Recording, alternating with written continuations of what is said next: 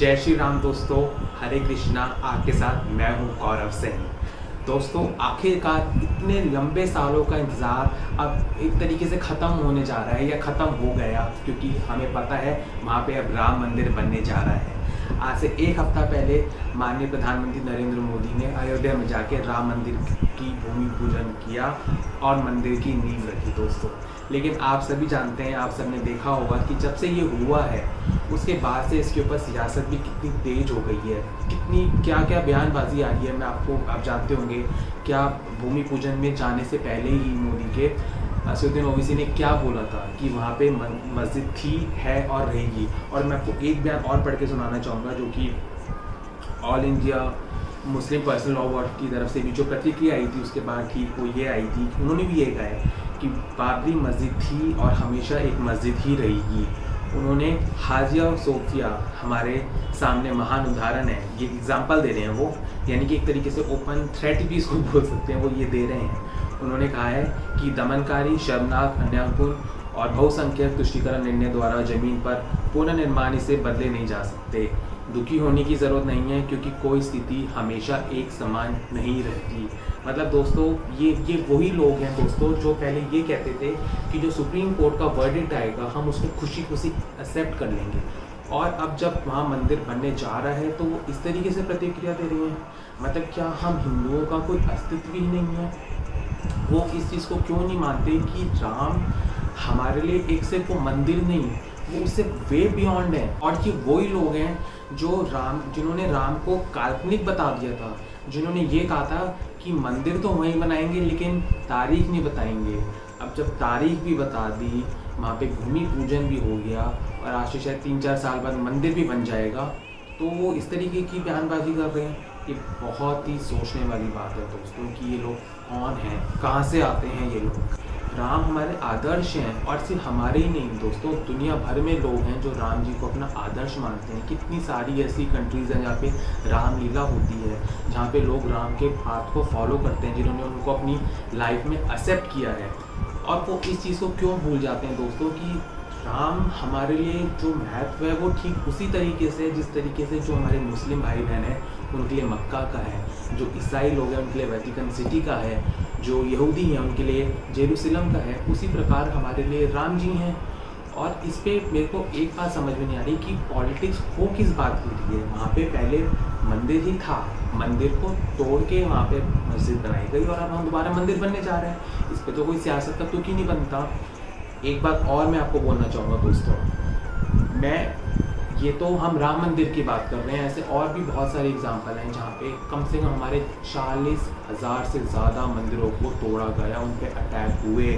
जैसे कि आप सभी ने सुना होगा, हम लोग आजकल बोल रहे हैं कि राम मंदिर तो अभी एक तरीके से सिर्फ राम मंदिर की बात कर रहे हैं, काशी मथुरा तो अभी बाकी है, राम मंदिर और एक झांकी है, हम इसको इस तरीके से बोल रहे हैं। दोस्तों, हमको ये भी समझना पड़ेगा, मैं आपको ये भी बताना चाहूँगा कि मथुरा हो, काशी हो, अभी तो हमें इनको भी रिस्टोर करना है, इनको भी रिवाइव करना है, क्योंकि इन पे भी बार बार अटैक हुए।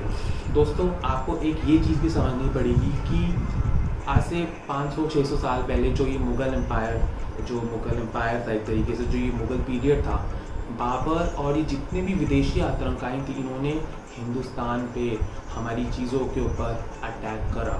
क्यों? क्योंकि वो जानते थे कि अगर किसी देश में अपना कब्ज़ा जमाना है, उनकी चीज़ों को हड़पना है, तो पहले जो उनकी चीज़ है, उनकी जो वैल्यूज़ हैं, उनके जो बिलीव्स हैं, उनके ऊपर अटैक करो, उनको कब्ज़ा करने की कोशिश करो। आप तभी उस देश को तोड़ पाओगे और अपना एक तरीके से जो इनका आइडेंटिटी है वो यहाँ पे वो छाप छोड़ पाएंगे, जो करने में कामयाबी हुए कुछ हद तक। आज वो समय आ गया है दोस्तों जब हम सब लोग जाग जाएं। हम लोग जाग भी रहे हैं, और ये वही समय है कि आपको लड़ना होगा, आवाज़ उठानी होगी। एक बात मैं और बोलना चाहूँगा, हम ये जो सेकुलरवादी जो गैंग है वो राम को एक पार्टी से जोड़ रहे हैं। क्या राम बीजेपी के हैं? क्या राम आरएसएस के हैं? दोस्तों नहीं, राम हम सबके हैं। राम पहले भी थे, राम आज भी हैं, राम आगे भी रहेंगे। राम मीरा के भी थे, राम वाल्मीकि के भी थे, गुरु गोविंद जी के भी थे, महर्षि अष्टावक्र के भी थे, राम जी तो केशव दास जी के भी थे। तो उनके ऊपर, उनके नाम के ऊपर वो सियासत क्यों हो रही है? राम पूरी दुनिया में है, पूरी दुनिया ही राम है एक तरीके से देखा जाए तो ये चीज़ें क्यों हो रही है? दूसरी बात दोस्तों, मैं एक चीज़ और बोलना चाहूँगा कि ये जो राम मंदिर है, या आप में से भी काफ़ी लोगों ने इस चीज़ को सुना होगा, लोग कह रहे थे कि हमको वहाँ मंदिर नहीं चाहिए, वहाँ पे हॉस्पिटल बना दो, वहाँ पे स्कूल्स बना दो। अरे डूब मरो शर्म से लोगों।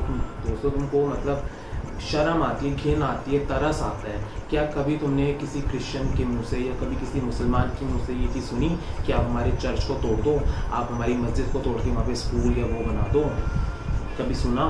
तो वो जो भी 5 एकड़ का लैंड दिया है, जरा बनाओ वहाँ पे।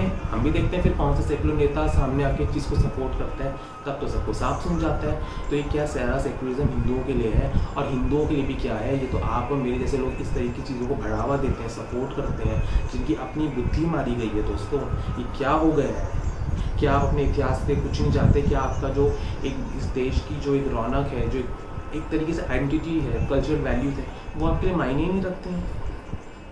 क्या आपका ईगो या वो स्वैग कम हो जाएगा क्या अगर आप जय श्री राम बोल देंगे? क्यों? और ये फैक्ट है। आज आप देखेंगे दोस्तों, ऐसे बहुत सारे लोग हैं जो जय श्री राम नहीं बोलना चाह रहे, या वो जानबूझ के नहीं बोल रहे। क्यों? क्योंकि वो जय श्री राम के नारे को बीजेपी से जोड़ रहे हैं, उसको टैग कर रहे हैं। तो कितना गलत काम कर रहे हैं ये आप सोच सकते हैं। क्योंकि अगर उनको लगता है अगर उन्हें जय श्री राम बोल दिया तो उनकी जो आइडियोलॉजी है वो बीजेपी और आरएसएस से मैच खा जाएगी, और फिर वो भी भाजपा या भगवाधारी लोग हो जाएंगे। ये उनकी, मैं वही कह रहा हूँ, तरस आता है दोस्तों इस चीज़ को देखकर।